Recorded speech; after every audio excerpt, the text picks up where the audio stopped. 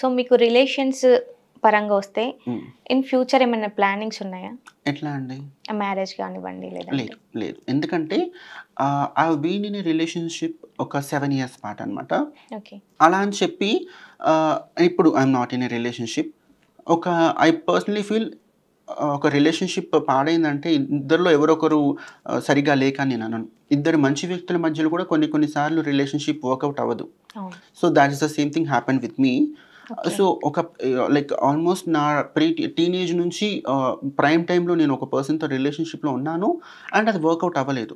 Okay. And ఇప్పుడు at this point of time I feel లైక్‌కి అంత లైక్ ప్రాపర్ పర్సన్‌తోనే నా రిలేషన్‌షిప్ వర్కౌట్ అవ్వలేదు కాబట్టి మేబీ ఈ పర్టిక్యులర్ టైమ్‌లో నాకు అనిపిస్తుంది ఏంటంటే మేబీ నాకు రిలేషన్‌షిప్ వర్కౌట్ అవ్వదు. మేబీ ఒకవేళ వర్కౌట్ అయితే? చూద్దాం. నేను అవ్వదు అని అంటే అవ్వదు అనుకుంటున్నాను. అండ్ ఇది కూడా నేను చెప్పేది ఈ పర్టిక్యులర్ టైమ్‌లో నాకున్న ఒపీనియన్. దాని గురించి చెప్తున్నాను.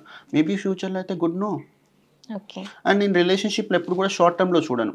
లాంగ్ టర్మ్‌లో చూసుకుంటాను కాబట్టి ఒక మాట్లాడే ముందు చాలా డీటెయిల్డ్‌గా ఆ పర్సన్‌ని అబ్జర్వ్ చేస్తాను. And that person has to be loyal.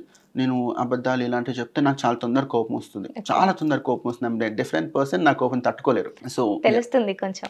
అవునా? నేను చాలా కూల్‌గా మాట్లాడుతున్నాను.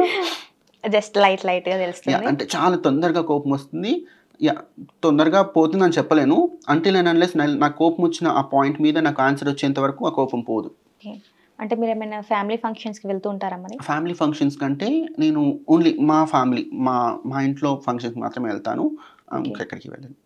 అంటే ఇప్పుడు పేరెంట్స్ నార్మల్‌గా ఎక్కడికన్నా వెళ్ళినా గానీ, మీ అబ్బాయి ఇలా ఎందుకు ట్రాన్స్ అయ్యారు అని సంథింగ్ ఎవరైనా అడిగినా గానీ, వాళ్ళకి కొంచెం తక్కువగా అనిపించడం, లేదంటే వాళ్ళకి అర్థం కాకపోవడం, ఇలాంటి సిట్యుయేషన్స్‌లల్లా ఎప్పుడైనా మీ మీదికొచ్చి అరవడం, "నువ్వెందుకు ఇలా ట్రాన్స్ అయ్యావని?"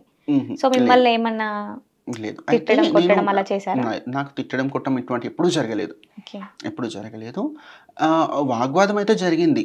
ఒక ఒక పర్టిక్యులర్ వాళ్ళకి కూడా నాకే సరిగ్గా అవగాహన లేని కొన్ని ఇయర్స్ పట్టింది అర్థం చేసుకోవడానికి. వాళ్ళకి టైం పడుతుంది కదా! ఆ పర్టిక్యులర్ టైంలో మిస్‌అండర్‌స్టాండింగ్స్, డిస్కషన్ లేకపోతే వాగ్వాదం అదంతా జరిగింది. కానీ తిట్టుకోవడాలు, కొట్టుకోవడాలు లేకపోతే కొట్టడాలు అలాంటివి ఎప్పుడు చేయలేదు మా వాళ్ళు నన్ను. అయితే ఒక పాయింట్‌లో నాకు ఫ్యామిలీ అంటే like my sister is like my father figure to me. Okay. మా అక్కే అన్నీ చూసుకుంటది. నాకు ఒక్కోసారి అనిపిస్తుంది మా అక్క లాంటి ఒక అక్క నాకు లేకపోయి ఉంటే గనక నేను లేకపోయి ఉండి నేను ట్రాన్స్ అయ్యి ఉంటే గనక నేను ఈ సిట్యుయేషన్‌లో ఈ స్టేజ్‌లో ఉండేదాన్ని కాదు. మేబీ అందరిలాగే I would have been into some kind of like any other occupation.